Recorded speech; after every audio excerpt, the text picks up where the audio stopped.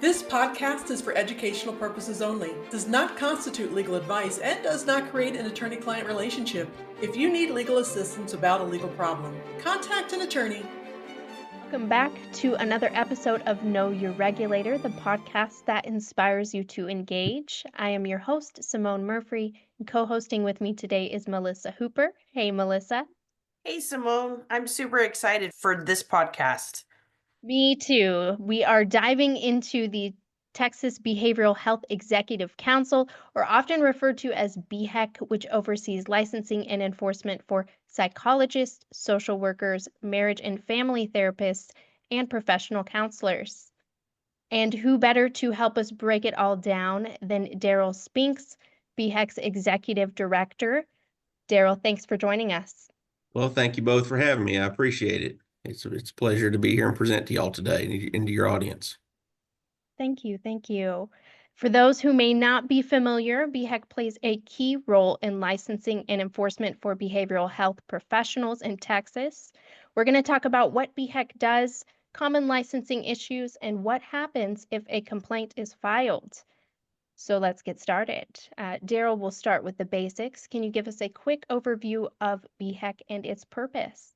Sure. BHEC it's a relatively new agency in terms of the state agencies that are out there. There's probably close to 200 state agencies in Texas, and we are one of the newest, if not the newest, state agency. We are the product of back-to-back sunset reviews, which I don't know of any other agency that can say that.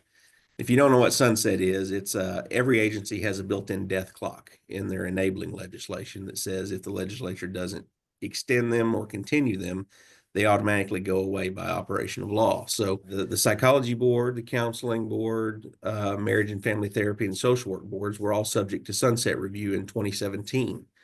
Well, that review went on. It went through the normal processes, but instead of actually being continued then, due to some procedural maneuvering on the House floor one evening, our sunset bills failed. And so we actually had to come back the next session, or we actually had to be extended in a special session that Governor Abbott called.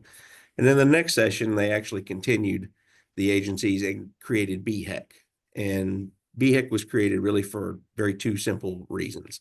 One is to correct some administrative inefficiencies that were taking place for those boards that were housed at the Health and Human Services Commission, HHSC, and that was the LPC, Marriage and Family Therapy and Social Work boards. The psychology board, for which I was the executive director at the time, was a true standalone agency. It wasn't attached to any other agency, but it was so BHEC was created to cure those inefficiencies at HHSC, but it was also created to cure a situation that had come down from the U.S. Supreme Court that said state agencies whose boards are made up of a controlling number of market participants must have active state supervision.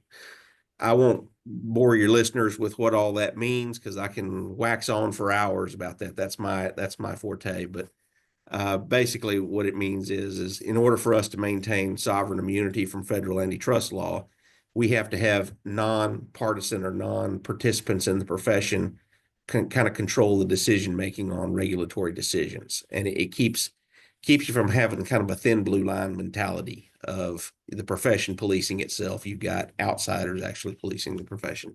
And that's what BHEC is designed to do. It's a public majority council. So 5 out of the 4 council members are actually members of the public. And they help make the decisions on how these professions are regulated.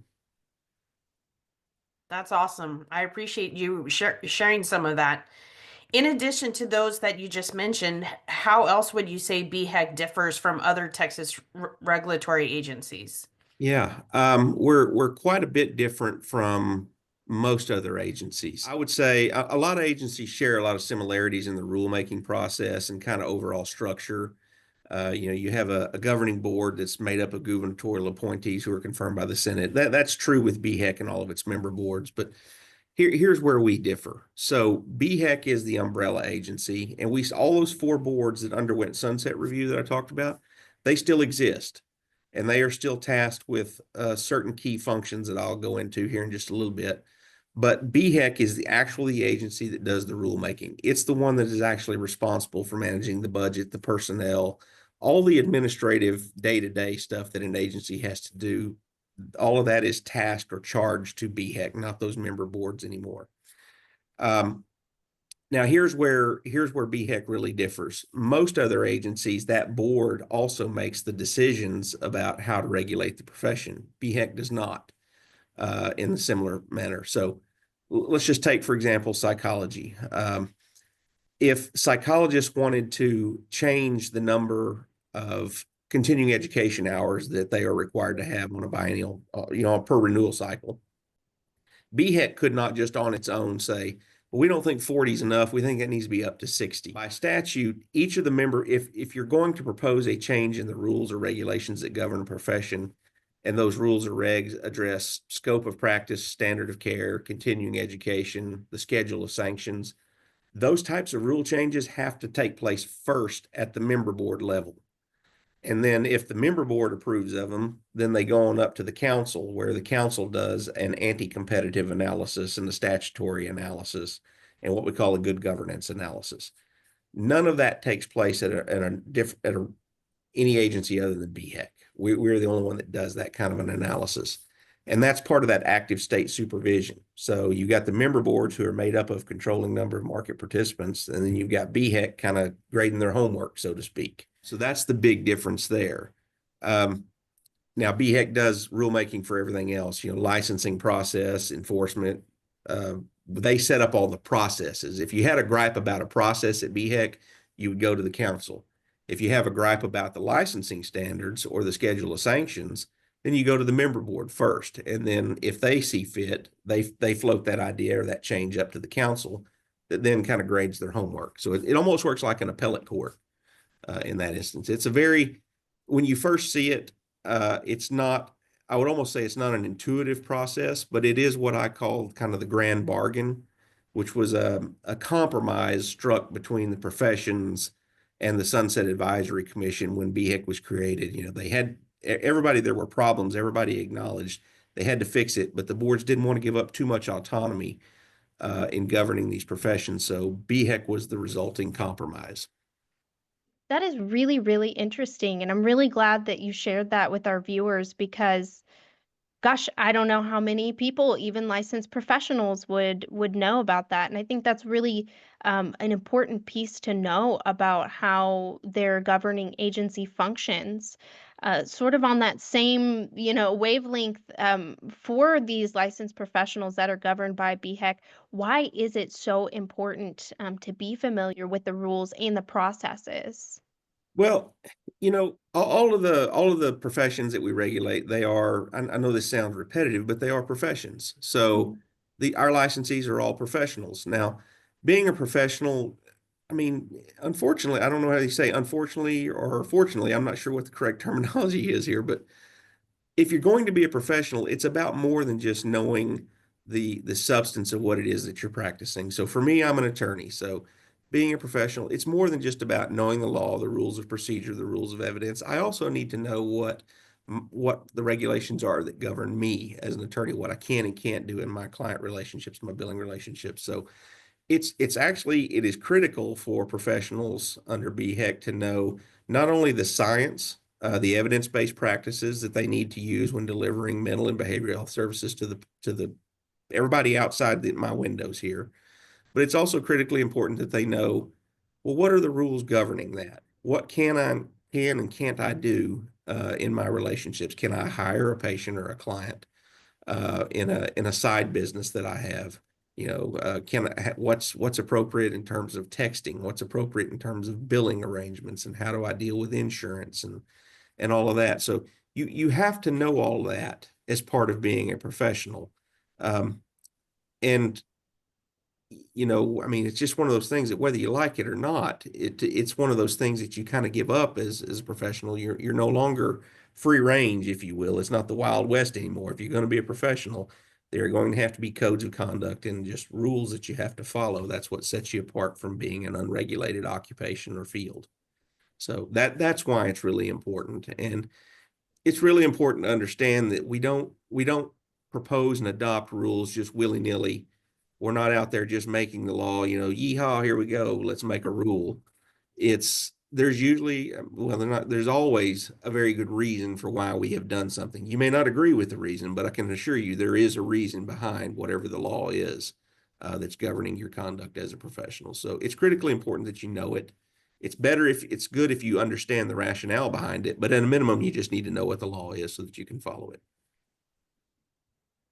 Perfectly said. Thank you. Now, let's talk about licensing. We know professionals put a lot of work to get into the professions, but sometimes they can hit roadblocks. Darrel, what would you say are some of the common issues you see with licensing applications? You know, I kind of anticipated this was going to come up, this question would come up because it comes up all the time when I'm giving presentations around the state. People always want to know about what are the problems in licensing and what are the problems, who do you see getting in trouble in enforcement? That's always the sexy side of it, is the enforcement part. But the big things on the licensing side are some of the easiest to cure and avoid, but they're also some of the most difficult from our perspective, the regulator, to implement a cure or kind of impose a cure on. And that is know, read, and understand the rules governing licensing criteria and the process before you begin. It would be nice if people looked into this before they ever started their degree program so that they made sure they were picking degree programs that actually produced a degree and gave them the training and education that they needed to get the licensure. Unfortunately, that's not always the case. We have people that go, spend thousands of dollars and go through the process only to find out that the degree they were pitched and sold does not qualify for licensure. Who's to blame for that? I'm not going to point fingers here today, but there's definitely a discussion that needs to be had on that at some point, probably at the Capitol level. But that's probably that is the biggest thing we have is people just simply not reading and understanding what the rules are that govern licensure.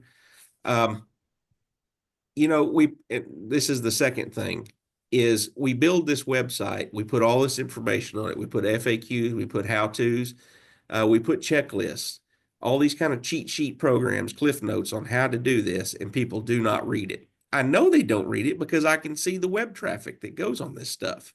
So it's not like I'm just saying they don't read it. I can actually see that stuff ought to be more heavily visited than what it is. So that part is a problem. That causes those two things right there are the single biggest driver of problems on the licensing side. And unfortunately, there's not much I can do to make people read. I can encourage it, but sometimes it falls on deaf ears. I would say the third thing, I've got 4 items identified here. The third thing is really, folks, slow down, pay attention to what you're actually applying for. I cannot tell you how many times we have to deal with folks who have applied for the wrong license altogether. Oh, wow. That's a little concerning when you're looking to enter into a profession and you've applied for a counseling license, but you were really shooting for the social work field or whatever the case may be. Right. People will take the wrong exam and then wonder, what happened there? And I'm like, well, you're an LPC. You're not a psychologist. You sat for the wrong jurisprudence exam.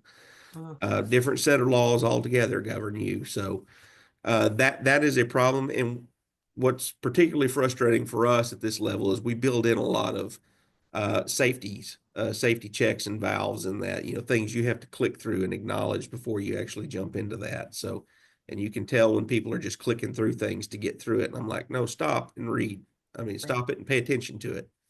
And then the last thing that I would say is a big hang up on folks is maintain your own record set. Don't rely on your schools. Don't rely on your supervisors. I cannot tell you the number of times I've had people go, well, the hospital burned down. And I'm like, oh, horse feathers. That many buildings can't be burning down across this nation. And it turns out they were telling the truth. There's just this rash of fires that happens every now and then. Fires, floods. Haven't had locusts or any other biblical plague descend on anybody yet, but just give it time. And then supervisors die. Folks die, move on, you lose contact with them. And despite the world we live in, it can be very difficult to track folks down, especially once they kind of retire and move off the grid. They're no longer active in whatever the circles of where you used to run originally. So maintain your own records, keep copies of them, because at a minimum, maybe we can do something with that if we can't get what we call a primary source copy of it. There are still things we can do to get you in, but we can't do much if we're not just going to take your word on. If you say, well, I had those hours, but the hospital burned down. Okay, well, I'm sorry. That's going to be one of those insurmountable obstacles there. So that was a long-winded answer to what you asked me, but those are the four things that I would say are probably the biggest problems we see. I would think that, I mean, man, that's such great information. I would hope that these applicants are looking at, making sure that, like you said, they have their records or get copies of your records right now. Mhm. Go ask for them, go request them, because that is really good information. And like you said, it's all kind of things that are easy fixes, right? Or easy things to Doable.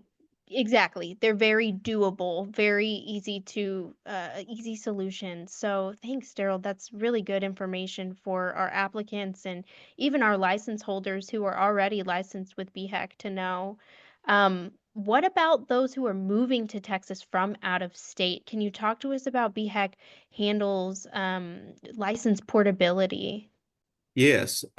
Portability has always been, apart from the whole FTC, the restraint of trade type issue that we talked about earlier, portability is kind of one of my very near and dear to my heart, just because when you talk to really any kind of regulator, all the agencies that regulate the health professions in state, you'll see that there is a workforce shortage in almost every aspect of healthcare in Texas.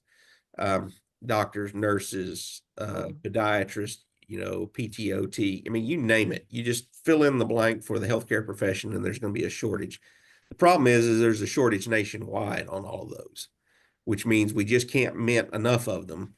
Um, and now, so it's something that we look at constantly at BHEC. We're trying to figure out, okay, if we can't mint enough providers in the state of Texas, what can we do to ease the importation of them? Unfortunately, and that sounds very easy to do. It just sounds like, well, just make it so that you can recognize out-of-state licensure. That way you're not having to run people through the ringer a second time when Virginia's already done it. Why can't we just rely on what Virginia has done? Um, Unfortunately, it doesn't work that way. Work that way. Excuse me. Little thing called federalism means that every state gets to determine its own licensing criteria and what it wants to do in terms of allowing people to practice whatever the profession is in the state. So one of the things that we try to do is we take a lot of steps to recognize out-of-state supervised experience, but we can't just give you a license based off of an existing license you have in another state, and that's because of certain statutory requirements. I'll give you an example. We have a lot of people come to Texas who want to be LPCs. Texas has probably one of the more stringent LPC licensing requirements in the country, in that we require 3,000 hours of supervised experience. A lot of states only require 2,000 hours. Oh, So we wow. have individuals come here who have 20 plus years of experience practicing professional counseling in another state, maybe even serve as a supervisor, training new counselors in that state. And when they get here, I tell them, you can't have a license. You don't have enough supervised experience. I'm like, you got to go back under supervision and acquire 1,000 more additional hours of supervised experience. And they're like, but I've been a counselor. I'm a known quantity in my home state.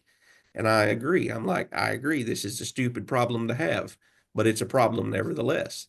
And it's one that, unfortunately, as the agency, we can't do anything about it because that's a statutory component. And you will find that in marriage and family therapy, counseling, not so much social work, but to some degree psychology, we get hung up by a lot of statutory requirements that we simply can't waive. And so that really prevents us from just recognizing or handing somebody a license based off of their out-of-state license that they have. The military folks are a little different because the legislature, there's some uniform laws that get passed by all the states that deal with them. But just for the general population, the non-military civilian population, it's difficult. It's frustrating for both applicants and for those of us at the agency because, like I say, they can apply with me. I know they're not going to be a problem. I have zero concerns based off the fact that they're a 10, 15-year veteran in their home state with, no disciplinary history. I'm like, common sense tells you this is going to be fine. Right. We can't do anything about it because there's a statutory component there. That's really good information to know. And just a question that I'd like to add in, how do you see that being resolved, or do you even see that problem being, you yourself see it actually playing out to resolution? As you're talking about this right now, Simone, there are 3, 4 bills pending over in the legislature right now that would address a lot of this. Cool. Senator Sparks has 2 bills. One, and I like both of them. As an agency, I'm prohibited from lobbying, but I can certainly talk up the benefits of them and say how easy they would make my life as a regulator. It would be very easy to bring people into the work, put boots on the ground. I mean, that's what you're talking about is how Yeah. fast can I get boots on the ground to address the mental and behavioral health needs of the state.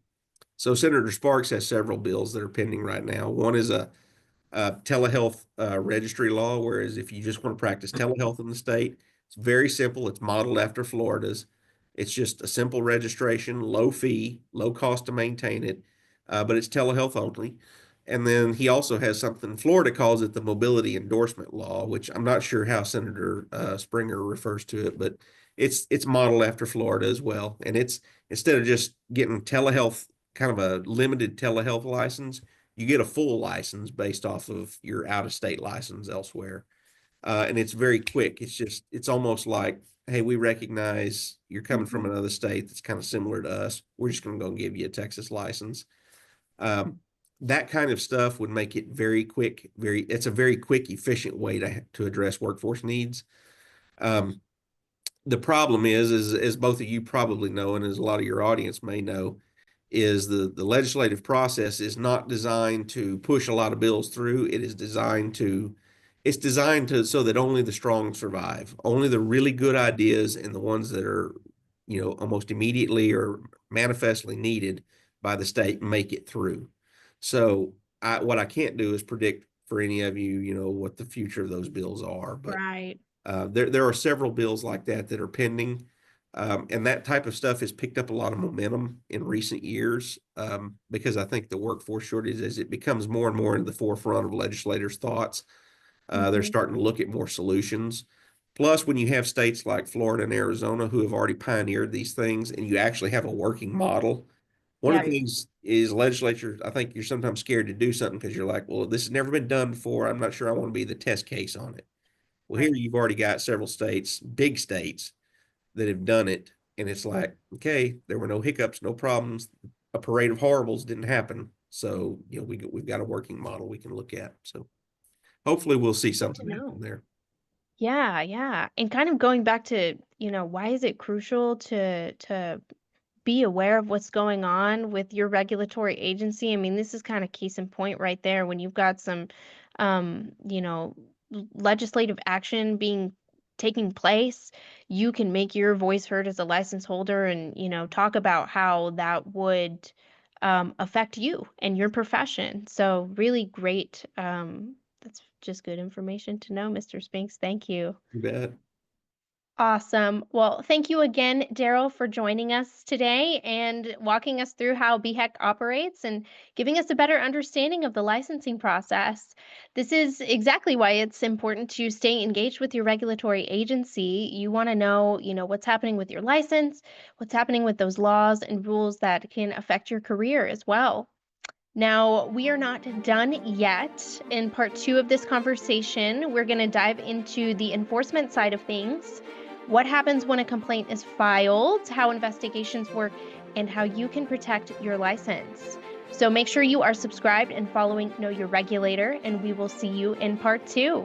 Know Your Regulator, the podcast that inspires you to engage.